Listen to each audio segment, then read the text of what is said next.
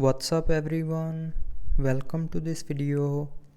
In this video I will show you how to fix the battery drain after Android 13 update issue on your Honor smartphone.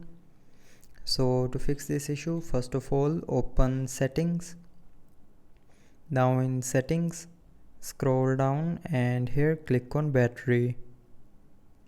Now here scroll down and from here check the apps that are draining more battery than usual, and after that you can tap on the app to take action against the app. So you can force stop the app to save your battery.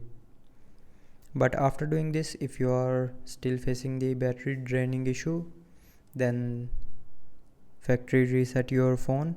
So for that, open settings, scroll down to the end and click on system and updates, and then tap on reset. Now click on reset phone and then again click on this reset phone option to confirm. So when you will click on reset phone option here, it will reset your phone back to factory default and it will delete everything from your phone including your photos, files, apps and videos. So just simply tap on this option and after that the battery draining issue will be fixed.